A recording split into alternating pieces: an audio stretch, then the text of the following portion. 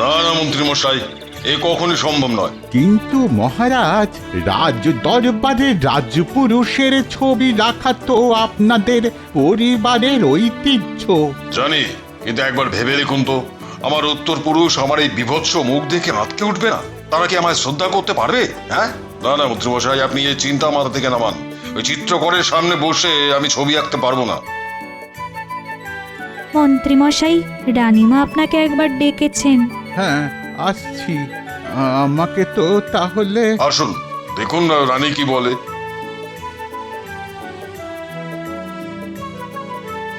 হ্যাঁ, আমারও মনের মধ্যে ইচ্ছে ছিল যে এই রাজ দরবারে আপনাদের ছবির পাশে আমার ছবিও শোভা পাক, কিন্তু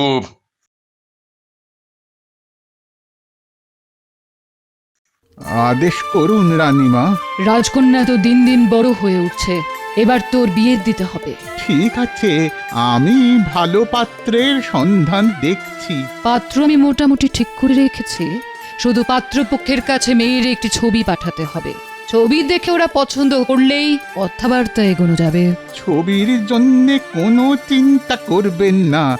আমাদের রাজ্যে গুণধরের মতো চিত্রকর থাকতে রাজকন্যার ছবি আঁকতে এত চিন্তা কি? সেটা আমি জানি, কিন্তু সমস্যা হচ্ছে ছবি আঁকবার জন্য চিত্রকরের সামনে দিনের পর দিন আমার মেয়ে কিন্তু বসতে পারবে না। রাজকন্যাকে একবার দেখেই তার ছবি এঁকে দিতে হবে। ঠিক আছে, বলে দেখি।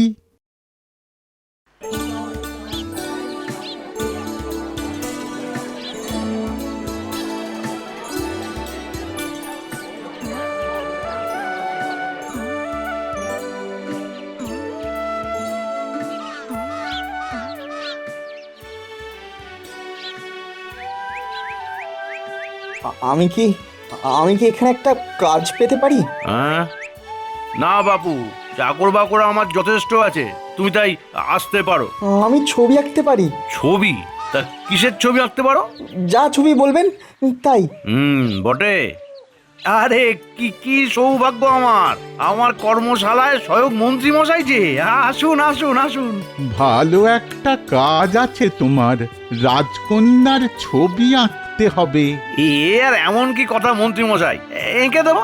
তবে রাজকন্যার ছবি বলে কথা, খুব নিখুঁত করে আঁকতে হলে কমপক্ষে 8 থেকে 10 দিন আমার সামনে যে তাকে বসতে হবে মন্ত্রী মশাই। ওখানেই তো সমস্যা। রাজবাড়ির মেয়ে দিনের পর দিন অন্য কোনো পুরুষের সামনে বসতে পারবে না। তাকে একবার এক পলক ভালো করে দেখে নিয়েই ছবি আঁকতে হবে। সে কি করে সম্ভব? একবার মাত্র দেখে ছবি আঁকতে তো আমি পারবো না মন্ত্রী মশাই। তাহলে আর কি করা যাবে? তবে কাজটা করতে পারলে অনেক টাকা পারিশ্রমিক পেতে পারতে।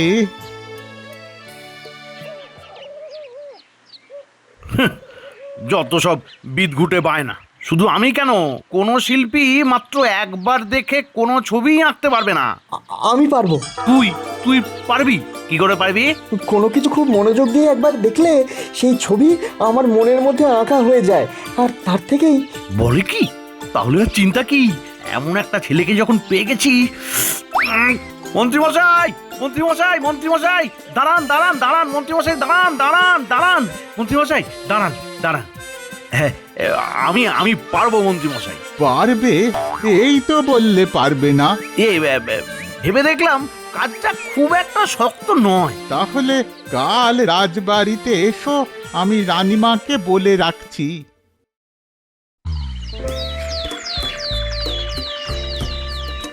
রানীমা, এই হচ্ছে গুণধর, আমাদের রাজ্যের সব থেকে বড় চিত্রকর। সে তো জানি, কিন্তু সঙ্গে এই ছেলেটা কে? আগে রানীমা, এ আমার সহকারী অনির্বাণ। ছবি তো আপনি আঁকবেন, তা একে সঙ্গে এনেছেন কেন? এই সেরেছে, একে যদি এখান থেকে বের করে দেয় তাহলেই তো কর্ম সারা। আগে একবার মাত্র দেখে যদি কিছু ভুলে যাই, ও তাহলে আমাকে স্মরণ করিয়ে দিতে পারবে। ঠিক আছে, থাক তাহলে। যাও, রাজকন্যাকে ডেকে নিয়ে এসো।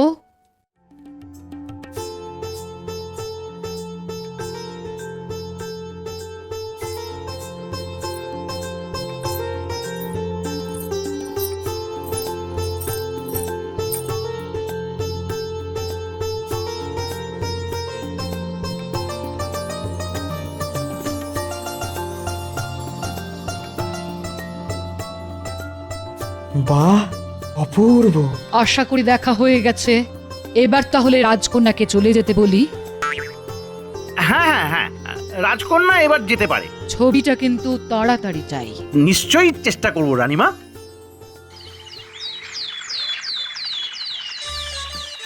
আর কতক্ষণ লাগবে?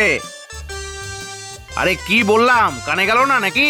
ছবি আঁকার সময় কথা বলে আমার মনোসংযোগ নষ্ট হয়ে যায়। ও ঠিক আছে, আঁক তাহলে, কিন্তু কবে শেষ হবে বলতে পারিস? কাল।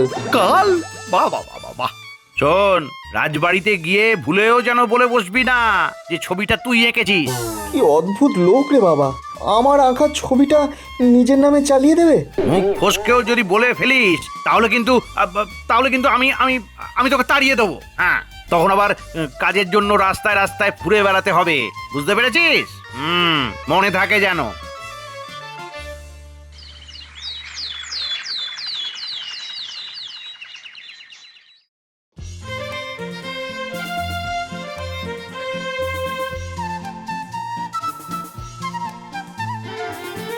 বাহ, চমৎকার হয়েছে গুণধর।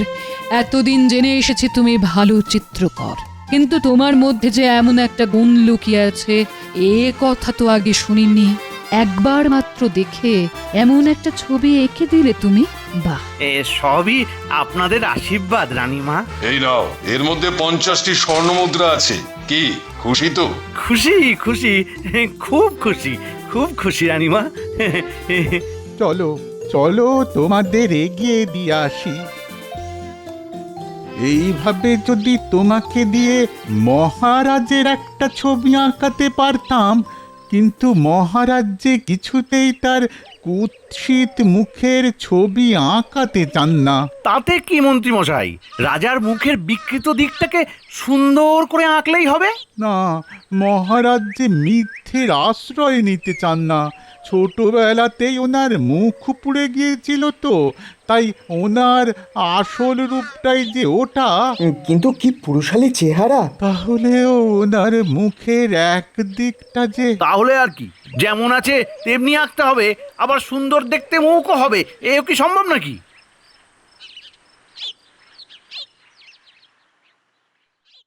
এই কি করছিস?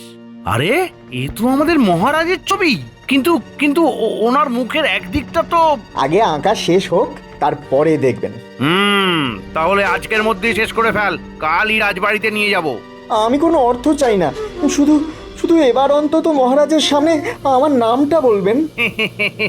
আরে আরে বলবো বলবো, পাগল ছেলে, অবশ্যই বলবো।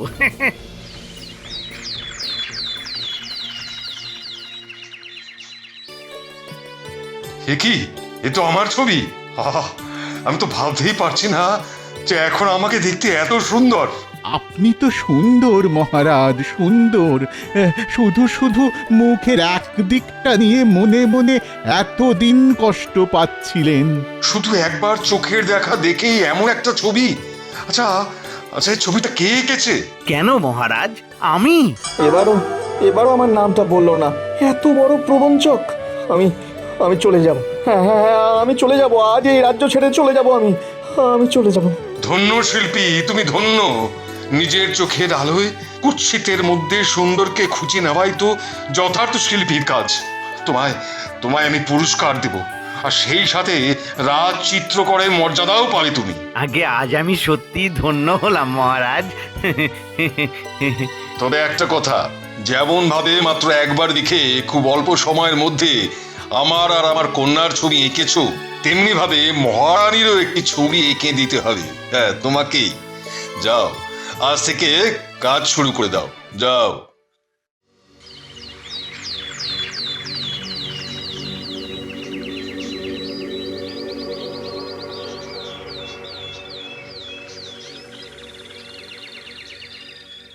কি ব্যাপার গুণধর, এতগুলো দিন হয়ে গেল আর তুমি এখনো ছবি এঁকে উঠতে পারলে না? আগে আসলে আসলে আমি চেষ্টা করছি কিন্তু কিন্তু পারছি না।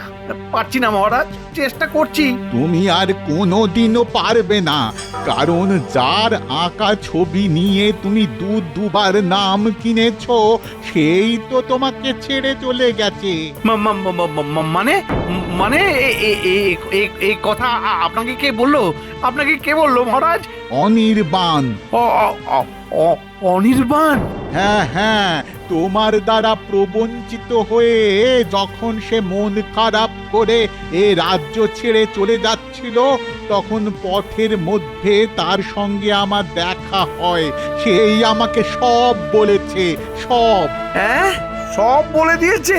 আর তুমি শুনে খুশি হবে যে রানীমার ছবিও ও এঁকে দিয়েছে। এসো এসো অনির্বাণ, ছবিটা নিয়ে এসো।